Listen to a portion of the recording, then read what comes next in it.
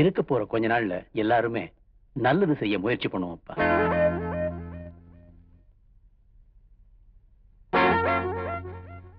சாவுறதுக்கு முன்னாடி செஞ்ச பாவத்துக்கு பிராயச்சித்தம் தேடுங்கடா. இருக்க போற கொஞ்ச நாள்ல எல்லாருமே நல்லது செய்ய ஆசைப்படுவோம்ப்பா.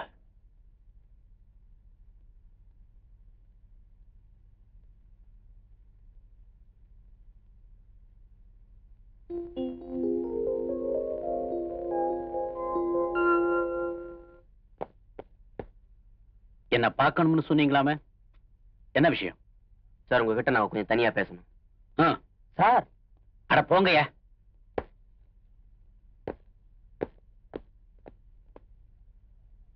சார், இது வரைக்கும் நாங்க செய்யாத அநியாய அக்கிரமம் எதுவுமே இல்ல. எல்லா தப்பையும் நாங்க செஞ்சிட்டோம். ஆனா இப்போ சாகறதுக்கு முன்னாடி ஒரு நல்லது செய்யணும்னு ஆசைப்படுறோம். நீங்க 2 பேரும் சார், நேத்து தான் சார் நாங்க ராஜாவை பத்தி தெரிஞ்சுக்கிட்டோம். அவன் நல்லவன் சார். செய்யாத குற்றத்துக்காக அவன் அந்த கொடுமை அனுபவிச்சுட்டு இருக்கான் சார். சார், நீங்க தானே அடிக்கடி சொல்லுவீங்க 1000 குற்றவாளிகள் வெளியில இருக்கலாம், ஆனா ஒரே ஒரு நிரபராதி கூட உள்ள இருக்க கூடாதுன்னு. சார், எங்களை நம்புங்க சார். எங்களை தூக்குல போடுற நாளுக்கு முன்னாடி நிச்சயமா வந்துடும். சார், தயவு செய்து எங்களை வெளியில அனுப்புங்க சார்.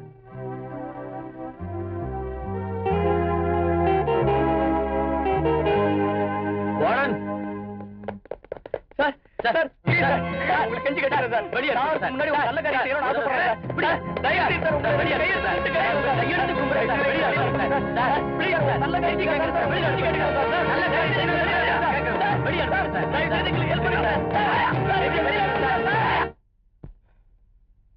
யோ வார்டன், இங்க வாயா. என்னையா வேணும்?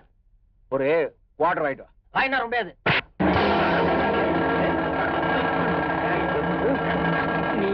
நீ வாங்கிட்டு வர மாட்டே, வாங்கிட்டு வரணும்னு விட மாட்டேல. அந்த கொலைகாரனை உங்க கூட அனுப்ப முடியாது. கரை போட்ட வேஷ்டி கட்டின எங்களை கரை படிஞ்சவனுன்னு சொல்றாங்க. அதனாலதான் நான் வேஷ்டியே கட்டது இல்ல. என்கிட்ட பணம் வாங்கின தப்பு இல்ல தம்பி. டேய், பணத்தை குடுறா. மரியாதையா வெளியே போங்க. போகலன்னா I say get out. இப்ப நான் பார்க்க போறது கண்ணாயிரங்கிற கொலைகாரன் இல்ல, எனக்கு ஓட்டு போட்ட வாக்காளன. என்ன தேர்ந்தெடுத்தது ஜனங்க, உன்னை தேர்ந்தெடுத்தது ஐஜி. நீ ஐஜி கிட்ட பேசு, எனக்கு ஓட்டு போட்ட வாக்காளங்கிட்ட நான் பேச போறேன். வாடா, இவங்கிட்ட போய் பேசிட்டு இருக்கான்.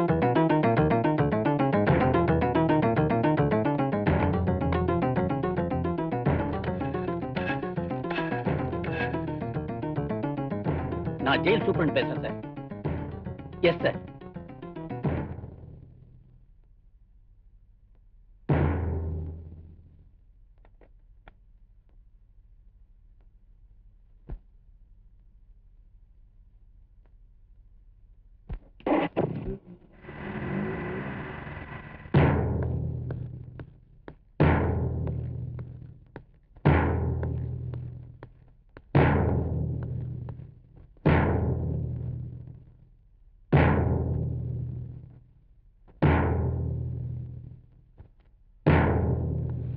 परित्राणाय साधूनां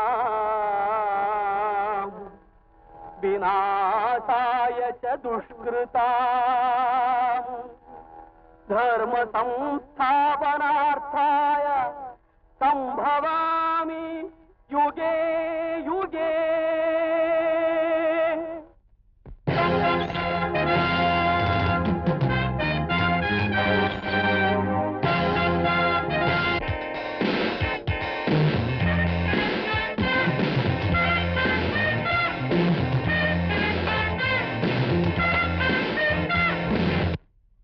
ஜோசியம் போன ஜோசியம் ஏமா பெறான்ற பெருக்காளி மாதிரியே பூனை ஜோசியம் பாக்கலாம்ப்பா. பூனை ஜோசியம் என்னடா அது? எலி ஜோசியம் கிளி ஜோசியம் தான் கேள்விப்பட்டிருக்கேன். இப்ப பூனை ஜோசியம் வந்துருச்சா? இன்னும் கொஞ்ச நாள் போனா பண்ணி குட்டியும் பழக்கி விட்டுவானுங்க போல இருக்கு. பூனை ஜோசியம் வாயா. தோ வந்துட்டேன்.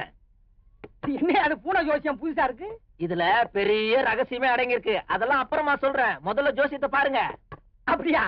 எங்க பூனை எடுத்து விட்டு பாப்போம். இந்தாடி, எங்க போயிட்டு வர? பக்கத்துல ஏட்டு வீட்டுல அவங்க பிள்ளைய ஜெயிலுக்கு பிடிச்சிட்டு போயிட்டாங்கல்ல, பாவம். காலையில இருந்து அவங்க சோறு தண்ணி எதுவும் இல்லாம கவலையே உட்காந்துட்டு இருக்காங்க. நான் சூடா இட்லி சுட்டேன். நான் சுட்ட இட்லின்னா கேட்டுக்கு ரொம்ப பிடிக்குமில்ல, அதான் கொண்டு போய் கொடுத்துட்டு வந்தேன். எனக்கு பழைய சோறு ஏட்டுக்கு இட்லியா? உடம்ப பாத்துக்க துப்பு இல்ல, ஜோசியம் கேக்குது ஜோசியம். யோ, என் பொண்ணுக்கு கல்யாணம் நடக்கணும், முதல்ல அதுக்கு ஜோசியம் பாரு. என்னங்க இது, பார்த்தா சின்ன பொண்ணு மாதிரி இருக்கு, இதுக்கு போய் கல்யாணங்கிறீங்களா?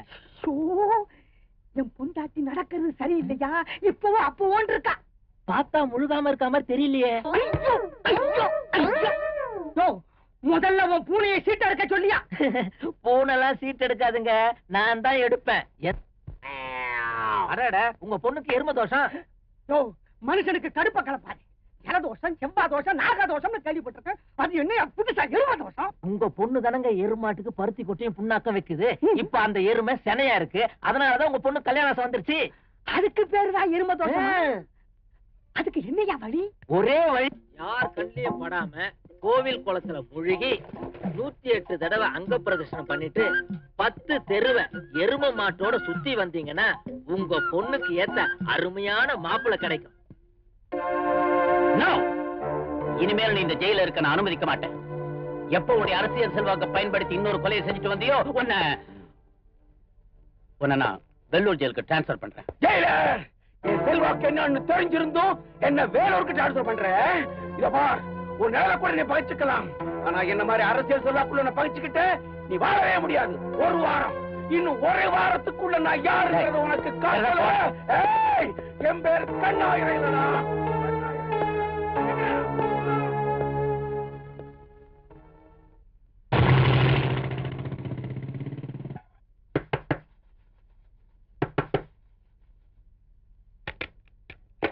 நீங்களா எங்க வந்தீங்க? வீட்டுக்குள்ள வரப்ப அபசகன மாதிரி எங்க வரீங்கன்னு கேக்குறிய கணக்கு கவனிச்சிடுறேன். ஒண்ணு இல்லம்மா, ஆம்பளை துணை இல்லாத வீட்டுக்கெல்லாம் ஐயாதான் ஆம்பளை, அதாவது பாதுகாப்பு. உன் புருஷன் உயிரோட இருந்த போது உன் பொண்ணுக்கு இவருக்கு நிச்சயதார்த்தம் பண்ணாரு, அந்த எண்ணத்துல உன் பொண்ண கல்யாணம் கட்டி கூட்டிட்டு போக வந்திருக்காருன்னு நினைக்கிறியா? அதெல்லாம் ஒண்ணும் கிடையாது. இவரு இந்த ஒரு ராத்திரிக்கு மட்டும் உன் பொண்ணோட மரியாதையா வெளியே போயிடுங்களா?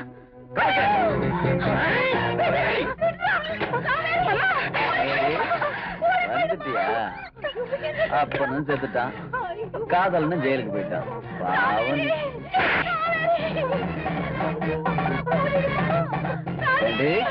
விளையாட்டா பேசனா கையா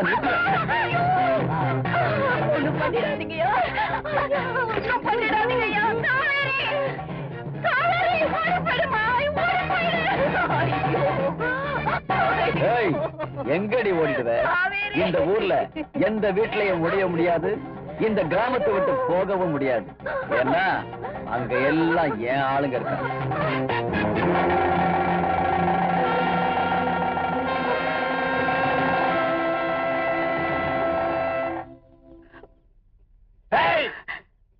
மாம எத்தனை பேர் இருக்காங்க? 5 பேரு. 5 பேரா?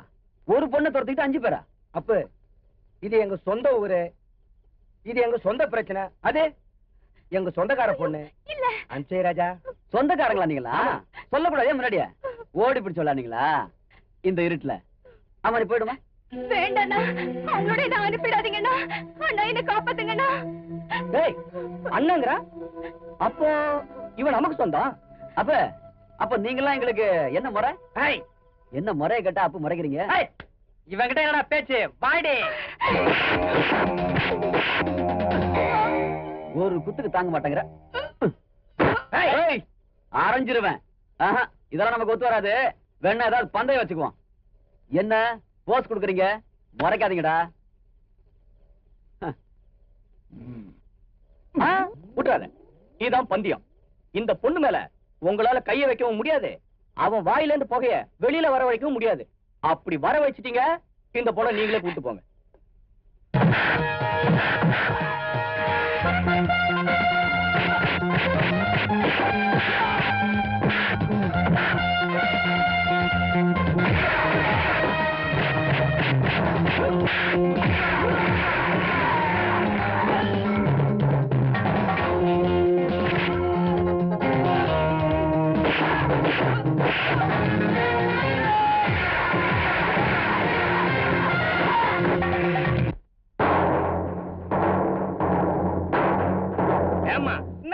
உங்க பொண்ணுக்கும் கல்யாணம் நிச்சயமான விஷயம் தானம்மா. அட பாவம், இப்ப எப்படி இருக்கீங்கன்னு பார்த்துட்டு போவோம்னு வந்தா பண்ணையார ஆளுங்களை வச்சு அடிச்சிருக்கீங்க. இது முறையா? உண்மைன்னு இருந்தா எப்படி? கேட்டுக்கிட்டு இருக்கோம்ல, நான் தொடர்ந்து சொல்லுங்களம்மா. ஆனா யாரும்மா அடிச்சது?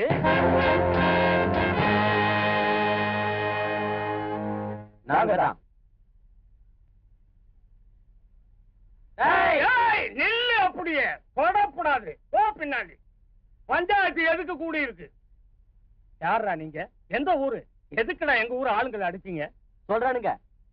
இப்போ உங்க தங்கச்சிய உங்க கண்ணு முன்னாடியே ஒருத்தன் தூக்கிட்டு போறான்னு வைங்க, ஐயா என்ன பண்ணுவீங்க? அடி செருப்பால கண்ட துண்டமா வெட்டி போட மாட்டேன். வெற்றிருப்பீங்கல்ல, அத நாங்க செய்யல, அடிச்சு விரட்டிட்டோம். அப்படின்னா இந்த பொண்ணு உங்க தங்கச்சியா? ஆமா. ஏலே, எங்க ஊர்லயே வெள்ளக்காக்காய மல்லாக்க பறக்க விடுறீங்களே. நாங்க எங்க பறக்க விடுறோம்? எங்க அப்பாவோட மானம் காத்துல பறக்க வேணாம்னு நினைக்கிறோம். டேய், இவ்வளவு தூரம் வந்த பிறகு நடந்த உண்மை எதுக்குடா மறைக்கணும்? சொல்டா. அப்படிங்கிற இத பாருங்க, இதுதான் எங்க தங்கச்சி. இவங்கதான் எங்க சித்தி. எப்படின்னு கேக்குறீங்களா? எங்க ஊர் பரவாக்கோட்டை. எங்க அம்மா பேரு பஞ்சவர்ணம். இறந்து போன பெருமாளோட மூத்த சம்சாரம் தான் எங்க அம்மா. அவங்களுக்கு பிறந்த பிள்ளைங்க தான் நாங்க. ஒரு நாள் பூவும் பொட்டு இழந்து சாகர நிலைமைக்கு வந்துட்டாங்க. அன்னைக்குதான் தெரியும் எங்க அப்பாவை யாரோ கொலை பண்ணிட்டாங்கன்னு. சாகறதுக்கு முன்னாடி இவங்களை பத்தின உண்மைகள்லாம் சொல்லிட்டு செத்தாங்க. சரி, அம்மாவின் தங்கச்சியும் பார்க்கலாமேன்னு ஊருக்குள்ள நுழைஞ்சா ஒரு பொண்ணை விரட்டிக்கிட்டு 4-5 பேருங்க. தாங்குமா? எங்கயாவது நடக்குமா இந்த அநியாயம்? எங்க தங்கச்சின்னு தெரியாமையே இந்த பொண்ணை நாங்க காப்பாத்திருக்கோம். இப்ப சொல்றோம், எங்க அப்பாவுக்கு ஏற்பட்ட நிலைமை எங்க தங்கச்சிக்கும் சித்திக்கும் நடக்க விட மாட்டோம். அண்ணன் தங்கன்னு புது கதை விடுறான். ஒரே குழப்பமா இல்ல? இல்ல, இதுதான் நமக்கு வசதி. இப்ப பாருங்க, பிளேட்டையும் மாத்தி போடுறேன். நீங்க 2 பேரும் வந்தது ரொம்ப சந்தோஷம். இழந்து போன குடும்பத்தை தூக்கி நிறுத்துறதுக்கு, செத்து போன பெருமாளுடைய கௌரவத்தை காப்பாத்துறதுக்கும் வந்திருக்கீங்க. தம்பிங்களா, உங்க அப்பா உயிரோட இருந்த போது உங்க தங்கச்சிக்கும் பண்ணையாருக்கும் கல்யாணம் பண்றதுக்கு நிச்சயார்த்தம் பண்ணி வச்சாரு. பாவம், செத்து போயிட்டாரு. ஆனாலும் பரவாயில்ல, அண்ணனுங்களா நீங்க இருந்து உங்க தங்கச்சிக்கும் பண்ணையாருக்கும் கல்யாணத்தை நடத்தி முடிச்சிருங்க. அதுக்கு தானே நாங்க வந்திருக்கோம். நடத்திடுவோம். பண்ணையாருடைய விருப்பமும் அதுதான். அப்ப என்னய்யா, பஞ்சாயத்து முடிஞ்சது, கிளம்பி போங்க.